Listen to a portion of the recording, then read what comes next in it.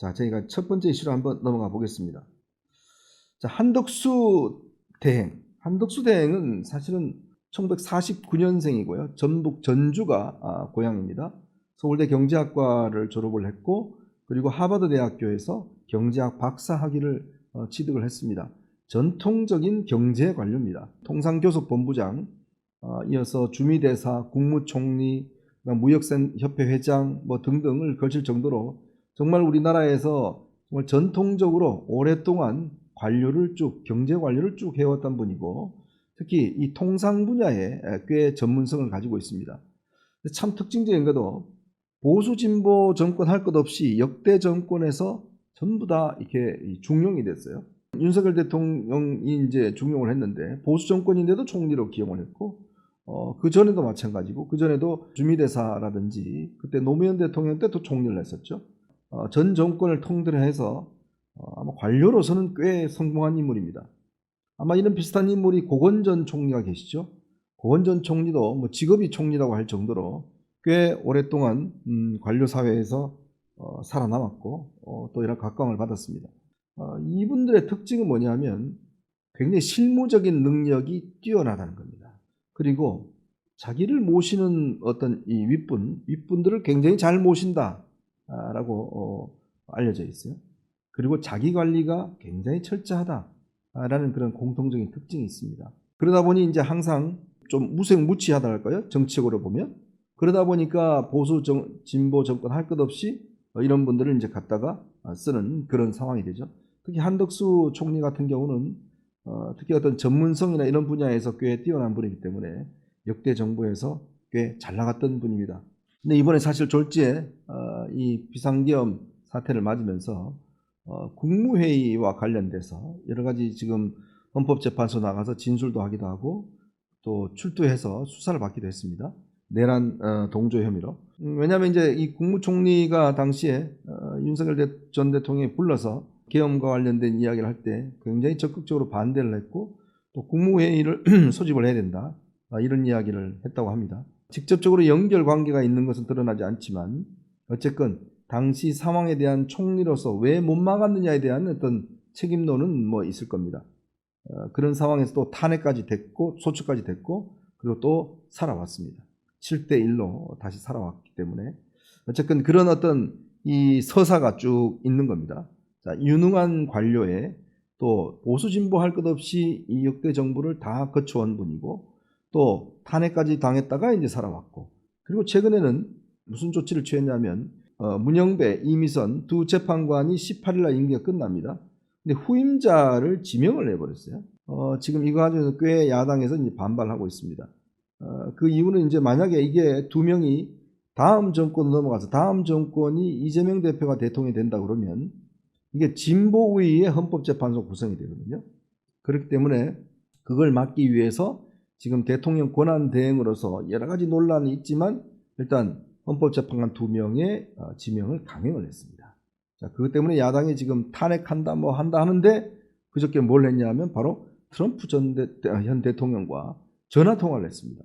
계엄 이후에 사실은 전혀 우리 정부하고 지금 미국 정부하고 소통이 없었는데 처음으로 트럼프 대통령의 요청으로 한덕수 대행이 전화 통화를 했고 28분 동안 통역 없이 통화를 했고, 트럼프 대통령은 그레이트 콜이었다, 아주 좋은 전화였다 라고 이렇게 칭찬할 정도로, 그리고 뛰어난 아주 그 영어 실력이었다 라고 할 정도로 28분 동안 현안에 대해서 트럼프 대통령과 대화를 나눴습니다. 그런 어떤 이 것들이 부각이 되면서 역시 전문가다라는 평가가 있는데, 자, 근데 지금 이 소위 이제 친윤이라고 하는 이 분들, 박수영 의원이라든지 윤상현 의원이라든지 이런 분들이 잇따라서 이제 지금 한덕수 대행 띄우기에 나서고 있어요. 탄핵 그 전국 과정에서 김문수 장관이 꽤 떴지 않습니까? 그러다 보니 김문수 장관을 지원할 것이다, 이런 이야기가 있었는데, 실제로는 김문수 장관이 어제 기자회견을 할 때 의원들이 거의 없었습니다. 인요한 의원하고 2-3명 정도만 뒤에 이제 배석을 해서 따름이지 친윤 의원들은 일체 나타나질 않았어요. 그래서 이게 왜 친윤들의 입장이 바뀌었나? 라는 이제 의심을 샀는데, 지금 이 친윤들이 꽤 한덕수 대행에 대한 띄우기에 많이 나서고 있는 것 같습니다. 거기에 당 지도부도 또 가세를 했습니다. 권성동 원내대표가 이재명 대표 같은 파렴치한 사람을 빼고 모든 분들이 후보 등록을 하는 것을 대찬성한다. 그리고 이 한덕수 대행이 참여해주면 좋겠다라는 입장들을 밝혔고, 어제 있었던 당 원로들 모임에서도 한덕수 대행에 대한 이야기가 꽤 많이 나왔다고 그래요. 그래서 아마 신동욱 대변인이 한 대행의 출마가 필요하다는 의견이 좀 더 많았던 것 같다라는 회의 분위기를 전달하기도 했습니다. 왜 이렇게 친윤들이 한덕수 대행을 띄우게 나설까? 사실 지난 헌법재판소 심리 과정에서 보면 사실 친윤들 입장에서는 한덕수 대행이 그렇게 맞득치 않은 인물입니다. 왜냐하면 한덕수 대행이 국회 증언이나 헌법재판소 증언을 통해서 국무회의가 정상적으로 소집되지 않았다. 이걸 명시적으로 당시에 증언을 했습니다. 이번 헌법재판소 결정문에도 보면 원래 이 비상계엄을 하기 위해서는 국무회의의 어떤 이 심의를 거쳐야 되는데 한덕수 대행이 그거 국무회의 안 열렸어요. 아닙니다. 라고 명시적으로 이야기를 해버렸어요. 그게 굉장히 결정적이었습니다. 그러고 보면 섭섭할 것 같기도 한데 근데도 불구하고 한덕수 대행을 지금 띄우고 있다. 그 이유는 여러 가지가 아마 있을 것 같습니다. 우선 일단 친윤들이 지금 당의 주류이긴 합니다만 친윤들 입장에서는 그동안 본인들의 보수라고 여겼던 윤석열 전 대통령이 일단 사라졌기 때문에 새로운 목표점이 필요한 겁니다. 새로운 결집할 수 있는 중심이 필요한 거죠. 근데 문제는 이번 윤 전 대통령 파면으로 인해서 사실 중심을 할 만한 인물이 하나도 없어요. 김기현, 나경원, 윤상현 뭐 다 안 됩니다. 자, 그러니 뭔가 좀 자신들의 이미지를 희석하고 그리고 또 뭔가 가능성 있는 인물을 한 명을 띄워야 되는 그런 필요성이 있는 거죠. 그래서 선택한 인물이 바로 한덕수 대행인 겁니다. 지금 뭐 통상위기가 있고 뭐 어렵기 때문에 이런 전문적인 능력이 필요하다. 이런 거를 일단 내세워서 예전에 반기문 유엔 사무총장이나 고건 전 총리를 내세웠던 거하고 똑같은 논리로 지금 이 한덕수 대행을 일단 내세우고 있다는 거죠. 두 번째로는 어차피 이게 지금 이 경선 과정에서 사실상 한동훈 견제 카드가 아닌가 저는 그렇게도 해석을 합니다. 경선 결과가 어떻게 될지 모르겠지만 그러니까 본인들 입장에서 가장 되지 말아야 될 인물이 바로 한동훈 전 대표였거든요. 본인들과는 정반대에 서 있기 때문에 친윤들은. 그리고 오늘 윤석열 대통령이 어제 이철우 경북지사를 만났던 모양입니다. 관저에서. 근데 그 자리에서 충성심이 중요하다. 이런 이야기를 했나 봐요. 사람을 쓸 때 충성심이 중요하다. 그래서 참 얼마나 충성스러운 사람이 많아서 탄핵까지 된지는 모르겠습니다만 그 이야기를 이철우 지사가 공개를 했어요. 그 이야기는 돌이켜보면 충성심이 없는 한동훈은 안 된다. 이런 것에 대한 간접적인 메시지가 아닌가. 그렇게도 해석이 됩니다. 즉 어쨌든 간에 새로운 중심축을 만들어야 되고 한동훈을 겨냥하기 위한 어떤 대항마로서의 한덕수 이미지를 만들어야 되고 자, 이런 의미에서 이제 지금 친윤들은 본인들은 한덕수 뒤에 숨어서 계속적으로 당권이나 그 다음에 앞으로의 국회의원 공천이나 그걸 가져가겠다. 왜? 보호막이 필요하잖아요. 지금 윤석열이라는 보호막이 없어졌기 때문에 뭔가 채울 수 있는 보호막이 필요한데 그 보호막을 한덕수로 픽을 한 거죠. 벌써 한 10명 정도 되는 의원들이 도울 수 있다. 뭐 이런 지금 이야기도 지금 나오고 있고 오늘 중앙일보에요. 이런 보도가 나왔습니다. 트럼프 대통령이 한덕수 대행하고 전화통화를 할 때 트럼프 대통령이 이런 걸 물었다고 그래요. 통화 중에 한 대행한테 대선에 나갈 것인지를 물었다고 합니다. 그랬더니 한 대행이 여러 요구와 상황이 있어서 고민 중이다. 결정한 것은 없다. 이런 취지로 답을 했다. 총리실 관계자가 흘린 것 같은데 왜 컨펌을 해줬을까요? 뭔가 한덕수 띄우기 위한 저는 에드벌룬 띄우기인가 아닌가 그렇게 보여집니다. 물론 그냥 의례적인 이야기였다라고 이야기를 하지만 조금 심상치가 않는 거죠.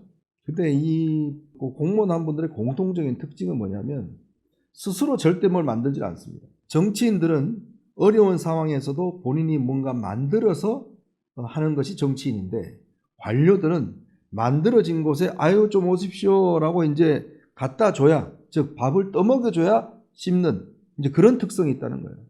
그렇기 때문에 한덕수 대행이 본인이 내가 나서서 캠프 차리고 사람들 구성하고 돈 모금하고 이래서 대선 후보로 절대 안 나갑니다. 반대로 만약에 다 준비가 되어 있는데 아이고 이제 어서 오십시오 라고 해서 모시고 올 때는 그때는 뭐 못 이기는 척 한번 나가볼까요? 라고 나오죠.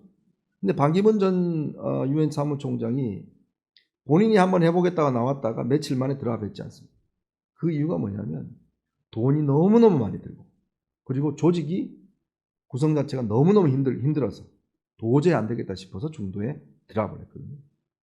그게 바로 이제 이 관료한 분들의 공통적인 특징입니다. 자, 이런 분위기 속에서 이제 한덕수 대행도 자꾸 이렇게 부추기니까 사람 마음이란 게 그렇지 않습니까?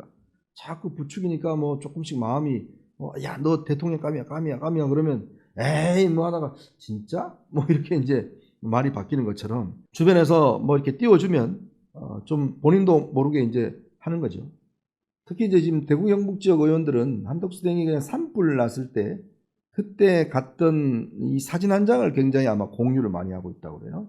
보시면 산불 났을 때 대구 경북 지역 가서 당시에 이재민하고 이렇게 무릎을 꿇고 만나는 요 장면을 뭐 해서 역시 한덕수 대행이다 뭐 이렇게 띄우고 있는 것 같은데 분위기는 조성이 되어 있습니다. 근데 제가 판단할 때는 그렇습니다. 일단 제가 알고 있는 한덕수 대행의 일단 권력의지, 즉 대통령이 되고 싶다는 권력의지, 제가 볼 때는 거의 없는 걸로 알고 있습니다. 저도 오랫동안 한덕수 대행을 봐왔지만 이분은 전형적인 관료입니다. 그래서 아까 제가 말씀드렸던 내가 뭔가 스스로 만들어서 뭘 해보겠다 이런 생각은 전혀 없는 분이에요. 일단 권력의지가 없다는 거고요.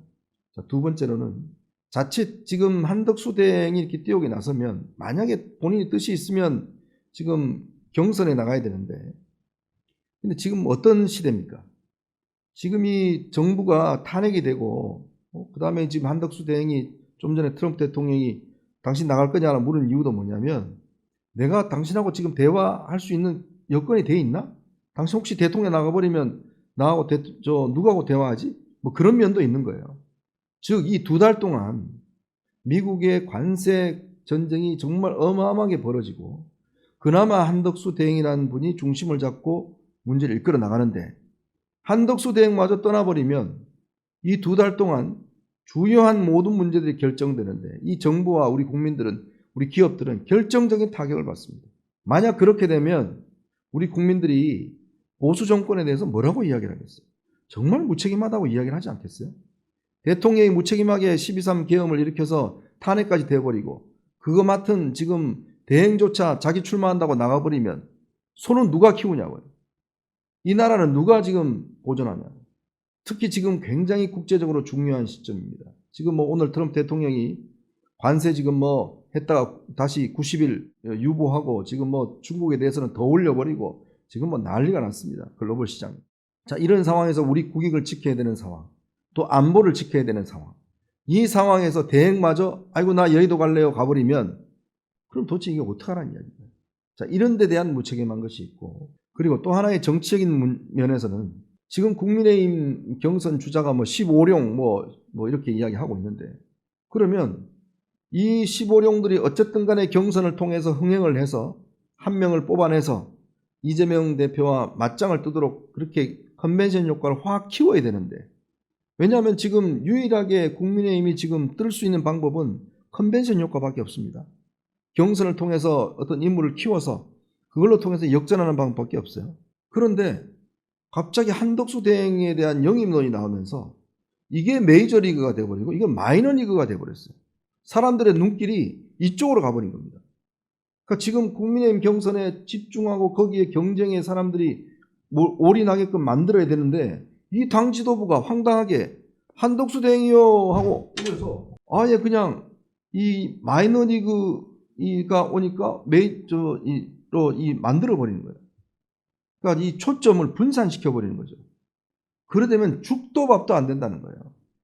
그러면 한덕수 대행이 아무런 경선도 안 거치고 들어오게 되면 지금 있는 국민의힘에 있는 다른 주자들이 인정을 하겠습니까? 인정 안 하죠. 그리고 뭐 일각에서는 뭐 무소속으로 나와서 나중에 뭐 후보 단일화 한다? 이것도 국민들이 과연 용납을 하겠습니까? 제가 볼 때는 용납하기 어렵습니다.